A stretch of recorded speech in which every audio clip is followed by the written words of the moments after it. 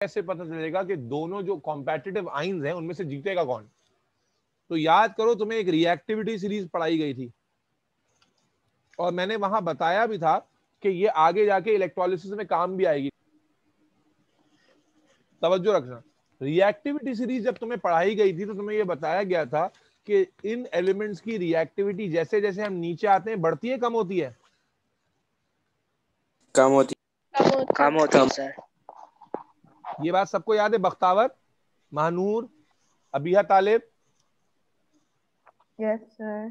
कि रिएक्टिविटी जैसे जैसे हम लोग नीचे जाते हैं डिक्रीज होती है। और याद करो जब रिएक्टिविटी मैंने तुम लोगों को पढ़ाई थी अब्दुल रहमान, तो मैंने एक ही रिएक्टिविटी से मल्टीपल कंक्लूजन्स ड्राइव करके दिखाए थे कि रिएक्टिव होने का क्या क्या मतलब होता है। रिएक्टिव होने का मतलब है इलेक्ट्रॉन जल्दी लूज करेगा क्योंकि metal react by losing electron. Yes और नो? यस। लेकिन यहां पर हम क्या देख रहे हैं, यहां डिस्चार्ज हो रहा है, यानी कि मेटल जब देखो इलेक्ट्रॉन लूज करता है तो वो तो चार्ज हो जाता है, लेकिन डिस्चार्ज क्या होता है? उल्टा। किसके बैकग्राउंड से आवाजें आ रही हैं भाई? माइक बंद करो भाई जिसके बैकग्राउंड से आवाजें आ रही हैं। अच्छा जरा समझना, अगर तुम्हें मेरी बात रिएक्टिविटी से रिलेट करके समझ में आती है वेल एंड गुड है, अगर नहीं आती तो सिंपल याद रखो कि रिएक्टिविटी सीरीज का ऑपोजिट होता है डिस्चार्ज सीरीज। क्या मतलब? जो एलिमेंट जितना रिएक्टिव होता है उसका डिस्चार्ज उतना ही डिफिकल्ट होता है, जो एलिमेंट जितना रिएक्टिव होता है उसका डिस्चार्ज उतना डिफिकल्ट होता है। मसलन कि पोटेशियम इस रिएक्टिविटी सीरीज में सबसे ज्यादा रिएक्टिव है, तो पोटेशियम आयन का जो डिस्चार्ज होगा, पोटेशियम आयन का जो डिस्चार्ज होगा वो सबसे ज्यादा डिफिकल्ट होगा। सोडियम सबसे दूसरे नंबर पर है, तो सोडियम का डिस्चार्ज भी डिफिकल्ट होगा लेकिन पोटेशियम से कम। इसी तरह अगर नीचे आते जाओ हाइड्रोजन तक आ गए, तो अगर मैं हाइड्रोजन के डिस्चार्ज को कंपेयर करूं तो सोडियम से, तो सोडियम ज्यादा रिएक्टिव है, हाइड्रोजन कम रिएक्टिव है, लेकिन डिस्चार्ज क्या है? उल्टा है। तो डिस्चार्ज का पैटर्न क्या होगा कि हाइड्रोजन आयन का डिस्चार्ज इजी होगा, सोडियम आयन का मुश्किल होगा। Is that clear? Yes sir. बिल्कुल सिंपल तरीके से याद रखना है। क्या बेटा? फिजा, अनुषे, क्या याद रखना है कि डिस्चार्ज और रिएक्टिविटी का रिलेशन क्या होता है? उल्टा। क्या मतलब? कि जिसकी रिएक्टिविटी ज्यादा है उसका डिस्चार्ज, बोलो बेटा, स्लो, ज्यादा डिफिकल्ट है। डिफिकल्ट है। ठीक है ना? तो इसलिए उस लिहाज से अब तुम आराम से बता सकती हो। अगर मैं तुमसे कहूं कि भाई लेड और आयरन में से डिस्चार्ज किसका इजी होगा?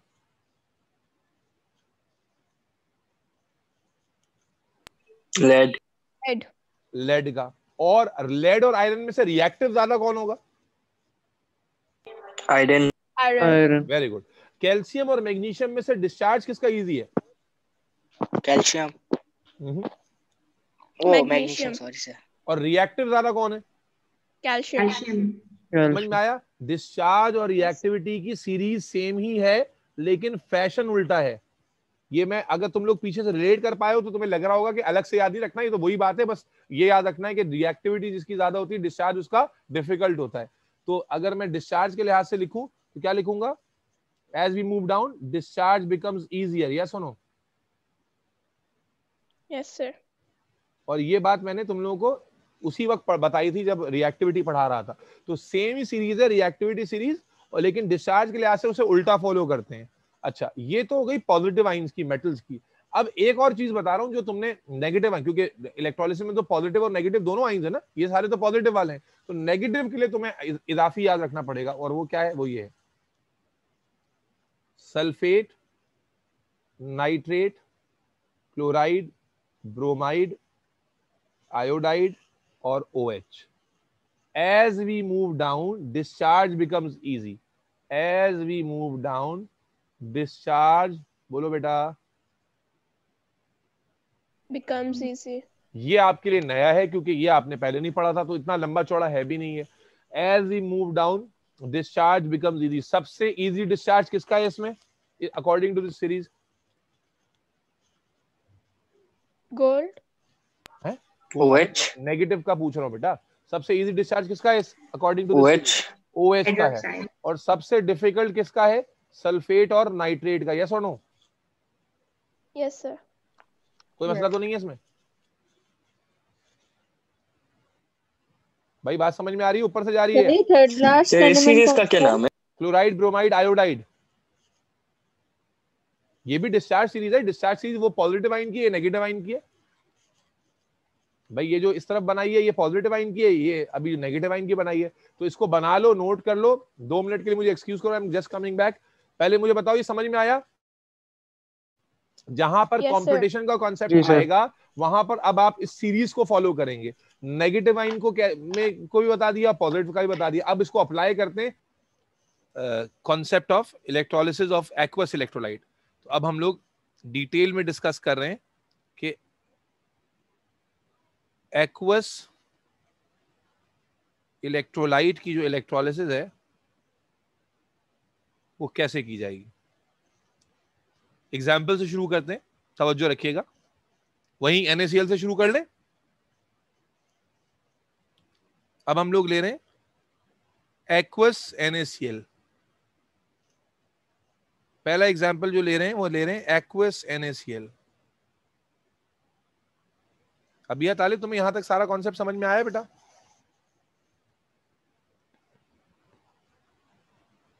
महानूर, अबिया तालिब, अनाब? सर समझा रहे हैं। ओके ओके जी, ओके।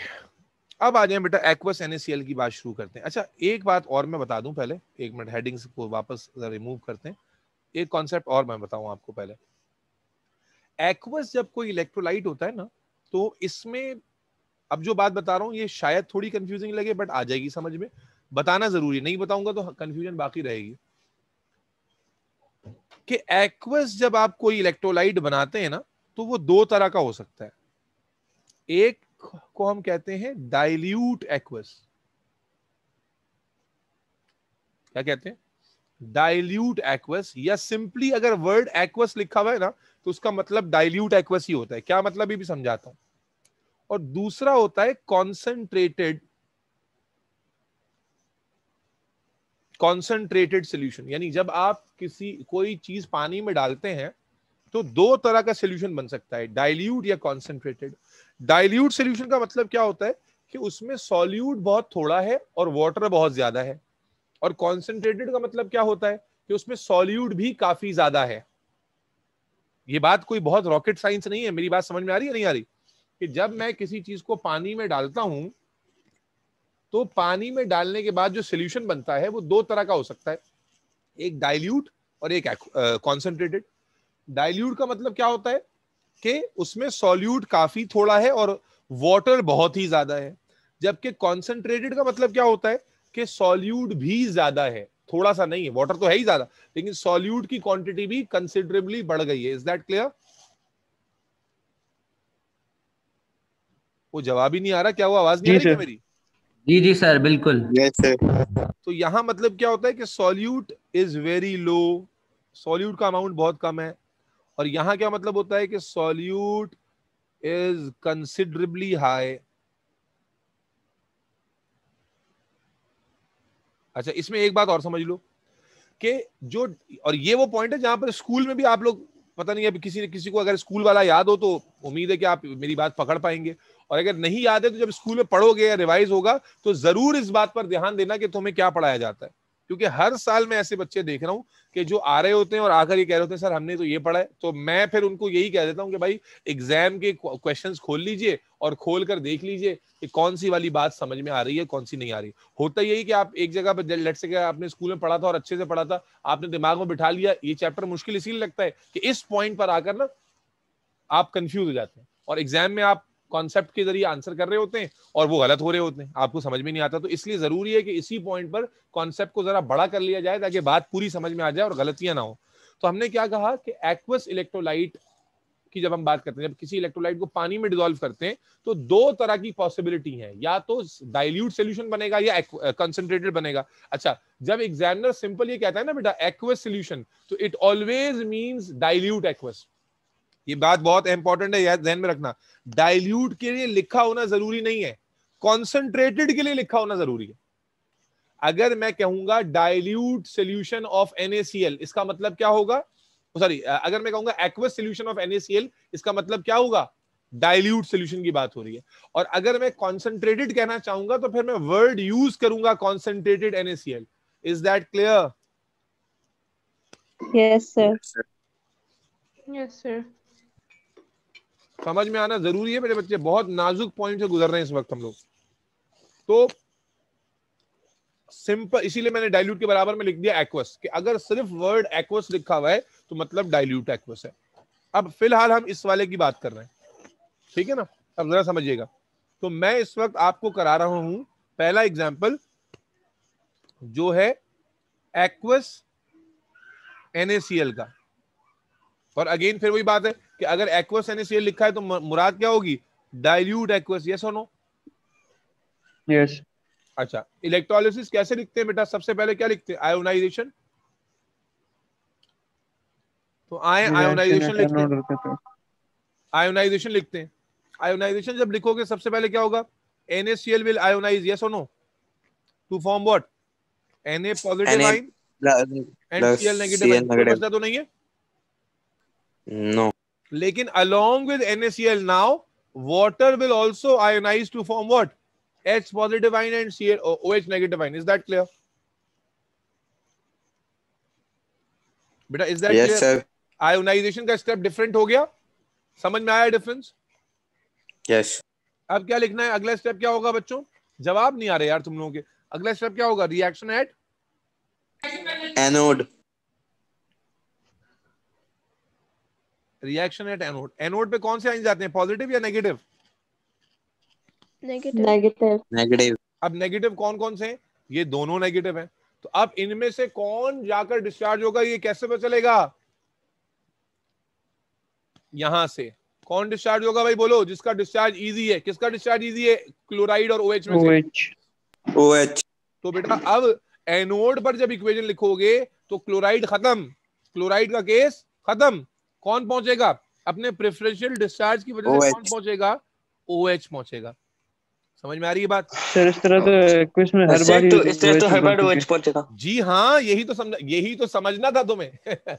यही तो फर्क आया कि मोल्टन NaCl में क्लोराइड जा रहा था, लेकिन एक्वस NaCl में हर बार OH डिस्चार्ज होगा, क्लोरीन मिलेगी नहीं आपको। अबे भाई यही तो पॉइंट है जो समझना था, और तुम्हें समझ में आ गया। तुम गौर कर रहे हो इसलिए पल्ले पड़ गया कि भाई इसका मतलब ये हुआ कि अगर मैं एक्वस NaCl ले लूंगा तो कभी भी क्लोरीन नहीं डिस्चार्ज होगा। यस और नो? Yes, sir. ठीक है। अब मेरे बच्चे OH की जो डिस्चार्ज इक्वेशन है ना, ये याद करनी पड़ेगी। तो वो याद रखने की जरूरत नहीं है। क्या चीज? नेगेटिव वाली तो याद करने की जरूरत नहीं है ना, क्योंकि वो तो हमेशा OH होगा।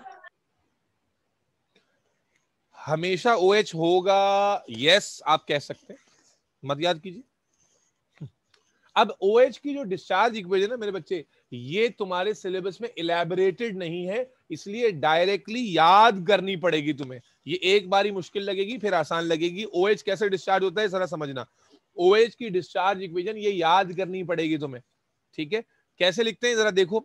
4OH gives oxygen plus H2 plus 4 electrons plus 2H2O plus 4 electrons. ये इक्वेशन है जो तुम्हें याद करनी पड़ेगी। अगर तुम कहो तो मैं खोल के भी दिखा सकता हूँ, फायदा नहीं है, लेकिन फिर भी चलो देख लो। मैं बता रहा हूँ बेटा, असल में देखो आप वो लिख रहे हो ना जो एक्चुअली हो रहा है, हम वो नहीं लिख रहे जो हम चाह रहे हैं। जो एक्चुअली हो रहा है हम वो लिख रहे हैं। तो बाज दफा वो जो हम चाह रहे होते हैं वही हो रहा होता है, और बाज दफा जो हो रहा होता है वो हम चाह नहीं रहे होते, लेकिन हमें मजबूरन वही लिखना पड़ता है। होता क्या, गौर से देखो कि समझा। इसमें पहले तो समझने वाली बात यह है कि OH जो है ना वो डिस्चार्ज होता है, नेगेटिव आयन है तो इलेक्ट्रॉन लूज करेगा, ठीक है? अच्छा, उसके बाद जब ये डिस्चार्ज होता है OH में O भी है और H भी है, लेकिन दोनों ऑक्सीजन और हाइड्रोजन नहीं बनाते, बल्कि OH जब डिस्चार्ज होता है तो सिर्फ ऑक्सीजन गैस बनती है।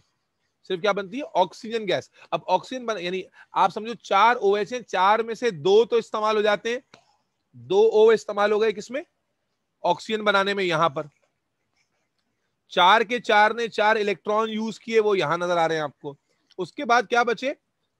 4 हाइड्रोजन बचे और 2 ऑक्सीजन बचे। तो 2 हाइड्रोजन और 1 ऑक्सीजन मिलके 1 वाटर, फिर 2 हाइड्रोजन और 1 ऑक्सीजन मिलके 1 वाटर। इसीलिए मैंने क्या कहा, इसको इस इक्वेशन को याद करना पड़ेगा ताकि जान छूट जाए। ये इक्वेशन आपको सिलेबस में आपके सिलेबस में है और इसको एज इट इज ही याद करना पड़ेगा कि OH जब डिस्चार्ज होता है तो उससे ऑक्सीजन और हाइड्रोजन नहीं मिलती, सिर्फ ऑक्सीजन गैस मिलती है और दो वाटर मॉलिक्यूल, हाइड्रोजन कहां एडजस्ट हो जाती है, वाटर मॉलिक्यूल, और वाटर कहां रह जाएगा, सॉल्यूशन के अंदर ही रह जाएगा। तो आपको एनोड पर क्या प्रोडक्ट मिलेगा, एनोड पर क्या प्रोडक्ट मिलेगा, बोलो बेटा। ऑक्सीजन। एनोड पर आपको मिलेगी ऑक्सीजन गैस, यस और नो। वापस आ जाओ। तो बेटा आयोनाइजेशन हुई, Na और Cl आयन बने, H और OH आयन बने, Cl और OH में से कौन डिस्चार्ज हुआ, OH डिस्चार्ज हुआ, यस और नो। और कैसे डिस्चार्ज हुआ, ऑक्सीजन गैस दे दी। अब क्या होगा, रिएक्शन एट, बोलो बेटा, रिएक्शन एट कैथोड। अब कैथोड पर जाने के लिए कंपटीशन किस किस का है दरमियान में, Na और H प्लस, Na और H प्लस का। और अभी आ जाओ, Na और H में से किसका डिस्चार्ज इजी है, H का। तो अब बेटा Na भी नहीं पहुंचेगा, कौन पहुंचेगा, H आइन। H आइन कैसे डिस्चार्ज होगा बेटा, H आइन पर चार्ज कितना है, +1 है, एक इलेक्ट्रॉन गेन करेगा, क्या बन जाएगा, H। अब H होता है कि H2 होता है, बोलो भाई, H2। तो H2 बनाने के लिए कितने H आइन चाहिए, 2H। कितने इलेक्ट्रॉन गेन करेंगे, 2 इलेक्ट्रॉन। कैथोड पर ये इक्वेशन आ गई, बात समझे नहीं समझे। और कैथोड पे प्रोडक्ट क्या आ गया, हाइड्रोजन गैस, यस और नो सर। Yes sir. तो अब एक मिनट अली बिनेशा रुक जाओ। इसका मतलब देखो, मजे की बात देखो, मजे की बात क्या है कि आप एक्वस NaCl की इलेक्ट्रोलिसिस करा रहे हो, लेकिन उसमें जो प्रोडक्ट है ना सोडियम आ रहा है ना हाइड्रोजन आ रहा है और ना क्लोरीन आ रहा है, बल्कि जो कैथोड का प्रोडक्ट है वो भी वाटर से आ रहा है और एनोड का प्रोडक्ट भी कहां से आ रहा है, वाटर से। वाटर। समझ में आया नहीं आया, यस सर। क्या ये बहुत मुश्किल है, बताना, घंटा मुश्किल है, दिमाग लगाओगे तो बात फट से समझ में आ जाएगी। Is that clear sir? Reaction at anode थोड़ा कंफ्यूजिंग है। बेटा कंफ्यूजिंग नहीं है, जब आप पहले फैसला कर लो कि कौन डिस्चार्ज होगा, आपने फैसला किया OH का डिस्चार्ज इजी है, वो डिस्चार्ज होगा, उसके बाद डिस्चार्ज इक्वेशन डायरेक्ट उठा के लिख दो, सिंपल है। अब इसमें क्या है कि आपने देखा ऊपर 4 इलेक्ट्रॉन है, नीचे क्या है, 2 इलेक्ट्रॉन है, तो इसलिए उसको बैलेंस करने के लिए इस इक्वेशन को फर्दर किससे मल्टीप्लाई करेंगे, 2 से। तो क्या आ जाएगा, 4H positive gives gains 4 electron to form 2H2। This would be the final equation, yes और no. Yes sir. Yes sir. अब जल्दी से एक और इलेक्ट्रोलिसिस देखते हैं, इधर देखो, एक और इलेक्ट्रोलिसिस देखते हैं कि कॉन्सेप्ट सबको समझ में आया कि नहीं आया। CuCl2 की इलेक्ट्रोलिसिस देखते हैं। कॉपर पे चार्ज है +2, क्लोरीन पे है -1, ठीक है जी। आए कैसे लिखेंगे बेटा, जी बेटा बोलो। वो जो ऊपर वाला है उसमें हमारा प्रोडक्ट क्या फॉर्म हुआ है कैथोड पे? कैथोड पे बेटा आप बताओ ना बेटा, कैथोड पे क्या बना, हाइड्रोजन गैस। Okay sir. अब जल्दी से मुझे लिखवाओ, आयोनाइजेशन क्या होगी, जल्दी बताओ। कॉपर क्लोराइड कैसे आयोनाइज होगा, शाबाश, कॉपर +2 और क्लोराइड -1, यस और नो। Cl -2। साथ साथ चूंकि एक्वस है तो वाटर भी होगा, यस और नो। Yes sir. पहले बताओ आयोनाइजेशन सबको समझ में आ गई, यस सर। Yes sir. अब बेटा नेगेटिव आइन में क्लोराइड और OH है, कौन डिस्चार्ज होगा, OH। एट एनोड कौन डिस्चार्ज होगा, OH। तो OH जब हमने फैसला कर लिया ऊपर ही, तो डायरेक्ट क्या लिखेंगे इक्वेशन, क्या इक्वेशन लिखेंगे, 4OH negative will give O2 + 2H2O + 4 electron. मसला खत्म। अब आ जाओ कैथोड, कैथोड पे कौन डिस्चार्ज होगा, अब जल्दी से देख के बताओ, हाइड्रोजन या कॉपर, हाइड्रोजन। बेटा देख के बताओ चंदा, ऐसे कॉपर कॉपर कॉपर कॉपर। अब किसका डिस्चार्ज इजी है, इधर देखो, कॉपर का डिस्चार्ज हाइड्रोजन से भी इजी है। तो अब कॉपर आ रहा है अब्दुल रहमान, नहीं आ रहा, आ रहा है सर। तो copper will gain 2 electron to becomes copper, is that clear. अब यहाँ हाइड्रोजन डिस्चार्ज नहीं होगा, क्या ये बात समझ में आई, यस सर। Yes sir. यहाँ 4 इलेक्ट्रॉन है, यहाँ 2 इलेक्ट्रॉन है, 2 से मल्टीप्लाई करोगे ये हो जाएगा Cu + 2 gains 4 electrons to become 2Cu। तो आप देखो यहाँ पर कैथोड पर अनाप प्रोडक्ट क्या होगा, कैथोड पे मिलेगा कॉपर, जबकि एनोड पे मिलेगी ऑक्सीजन। ऑक्सीजन कहां से आई है, वाटर से, और कॉपर कहां से आया है, CuCl2 से। Is that clear? Yes sir. थोड़ा सा ऊपर करेगा वो देखना। बेटा नोट कर लिया तुमने उन सबने? Yes sir. जी सर। बेटा ये जल्दी से करके दिखाओ मुझे, ये वाला, ये करके दिखाओ जरा।